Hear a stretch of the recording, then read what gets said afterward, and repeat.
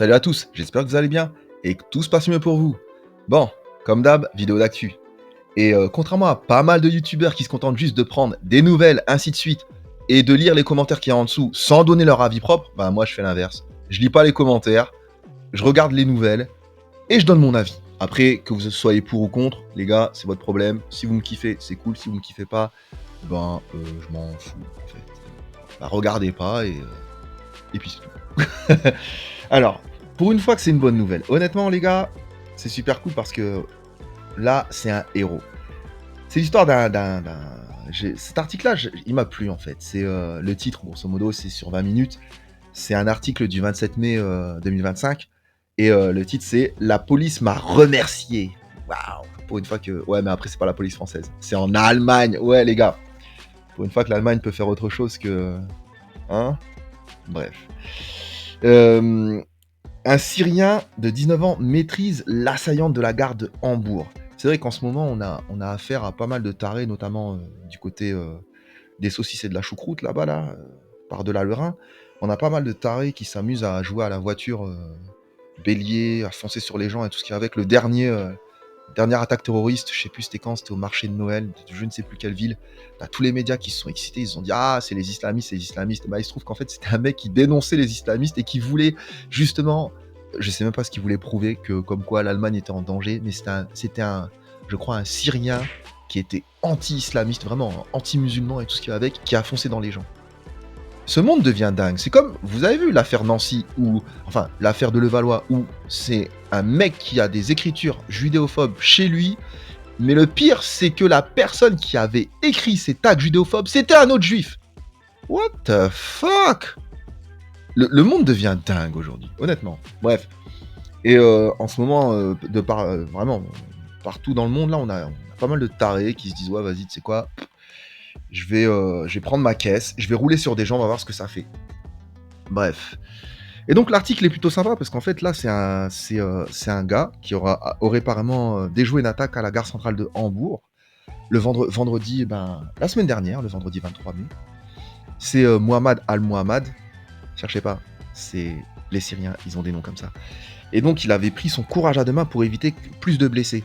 Vous savez, ça m'a rappelé le mec du côté de Lyon, non, d'Annecy, qui avait arrêté un Syrien. Putain, ils sont partout, ces mecs. Pareil, c'était un pèlerin. Le gars, il avait fait preuve de courage, franchement, rien à dire. Et le pire, c'est que t'avais des gens qui le regardaient se débattre et ils disaient « Venez m'aider, comme ça on va l'arrêter ». Cet homme qui court derrière l'assaillant est surnommé depuis hier le héros au sac à dos.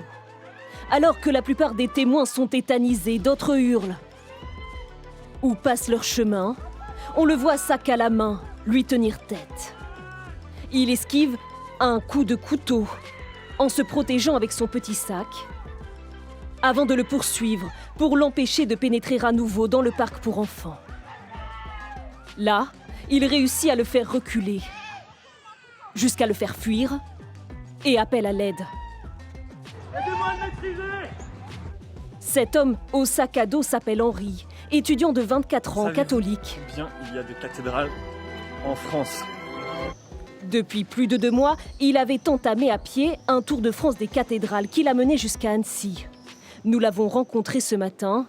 Il décrit un geste intuitif. C'est aussi une manière de dire que...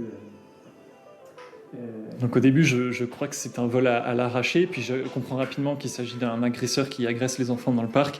Et là, sans réfléchir, j'ai débranché le cerveau et j'ai tout de suite agi par instinct, poussé par une grande force intérieure que je ne maîtrisais pas. Et je voulais à tout prix arrêter l'attaquant pour qu'il arrête de faire du mal aux enfants. Il raconte comment il a tenté de l'arrêter dans sa course folle. Donc c'était mes sacs à dos, j'avais mon gros sac à dos de 20 kg sur le dos, mon autre de 6 en face de moi, sur le ventre. J'ai saisi le sac à dos que j'avais en face de moi pour essayer de faire des gestes d'attaque, enfin de défense, je sais pas, je me souviens plus très bien, c'est très flou, mais pour faire des trucs, pour essayer de le faire fuir. Il est rentré dans le parc, il a essayé de vouloir recommencer à attaquer les enfants dans les poussettes, je l'ai poursuivi dans le parc, il en est ressorti, il a essayé après de s'en prendre à des personnes plus âgées. Quand il a compris, d'autres personnes s'étant aussi mis à sa poursuite avec moi, quand il a compris que ça allait mal se terminer pour lui. Je pense que rapidement il a compris qu'il allait pas pouvoir mener son action à sa fin, main, et donc il s'est retourné contre des personnes sans défense qui ne comprenaient pas ce qui arrivait, notamment sur un banc, et plus loin, un monsieur qui marchait. Il y a des images très fortes dans la tête, maintenant ce qu'il faut voir, c'est qu'est-ce qu'on en fait. Et je pense que maintenant, je sais que je vais en faire quelque chose de très positif, puisque ça va me nourrir intérieurement pour me donner une espèce de rage intérieure.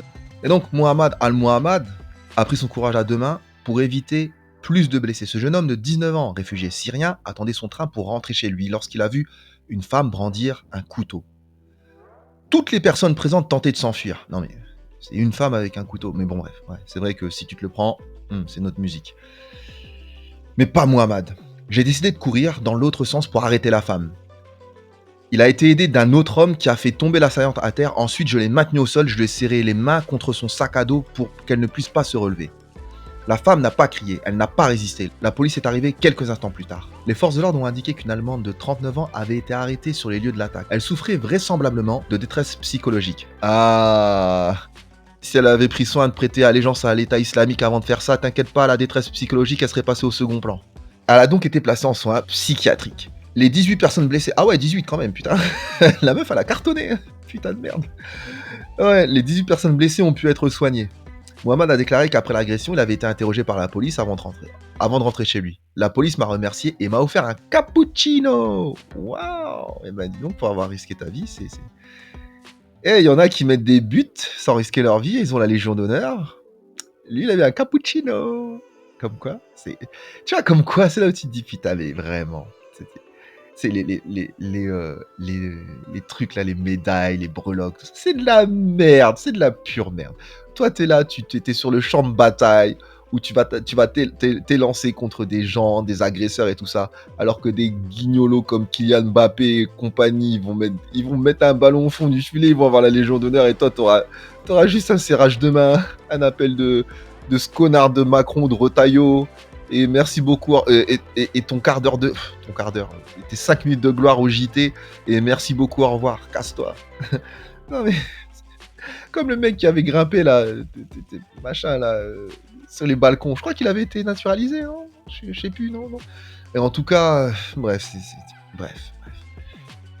Il n'a évidemment pas fallu longtemps pour que l'histoire devienne virale en Allemagne.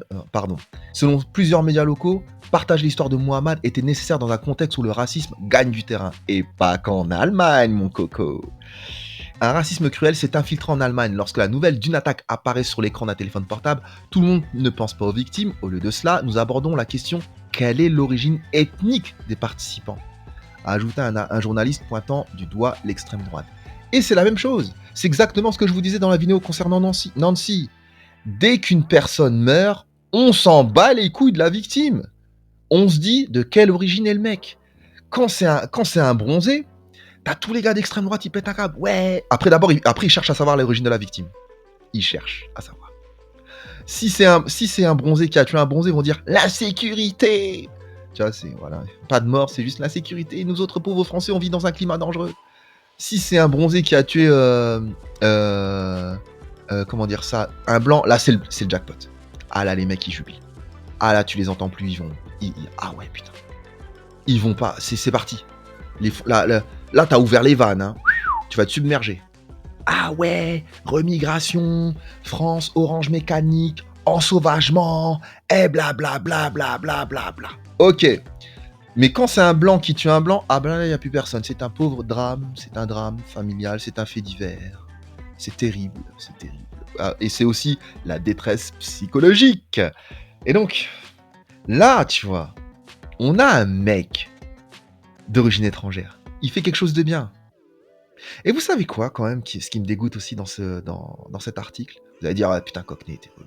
Non, t'inquiète. Moi, je le kiffe, ce gars-là, c'est un bon. Parce que lui, il s'en fout, il regarde pas la couleur de peau, il s'en fout. Il a voulu sauver des vies, il s'est dit, point, barre, faut sauver des vies. Quitte à mettre ma vie sur la table, je la mets, point. Ça, c'est les vrais hommes, ça. C'est les vrais gens. Mais ce qui me dégoûte, c'est qu'on lui attribue le mérite qu'à lui. Vous allez me dire, ouais, t'abuses. Non. Parce qu'en fait, ce qui est marrant, c'est que lorsqu'un Syrien fait une connerie, à qui on attribue sa connerie? À ce Syrien ou à l'ensemble des immigrés? Mais lorsqu'un Français fait un truc bien, à qui on attribue le truc bien? À ce blanc ou à l'ensemble des blancs, comme si cela était normal? Mais quand l'inverse arrive, à qui on attribue le truc bien? Quand c'est un bronzé qui fait quelque chose de bien? Au bronzé. Au bronzé. C'est tout. Pas les autres. Pas les autres. Mais quand c'est un blanc qui fait quelque chose de mal, au blanc. Oui, c'est tout. On essaie de lui trouver des problèmes psychologiques, une vie bousillée, tu vois, des conneries comme ça, avant de vérifier si c'est pas converti à l'islam, bien évidemment. Mais cet article-là, il est bien. Parce que des articles comme ça montre clairement que c'est pas une question de couleur de peau, c'est pas une question de confession religieuse, non. C'est une question d'individu. C'est souvent face aux épreuves que tu révèles, vraiment que tu te révèles à toi-même, que tu sais qui tu es, que les gens savent qui tu es vraiment. Quand t'es là... Moi, j'en connais plein de gens qui viennent et qui disent « Ouais, moi, le jour de l'hyper-cachère, j'aurais sauté sur Amidou Koulibaly. » Ouais, j'allais dire Amadou. Amidou Koulibaly, j'aurais mis ça Hagra. T'en sais rien, t'étais pas là. T'as jamais eu une calache en face de toi. T'as jamais été menacé par un couteau. T'en sais rien. Mais tu parles, là, tu fais un blague. Héros. Ça, c'est le héros dans sa tête, tu vois. Le Captain America le Captain America dans ses pantoufles.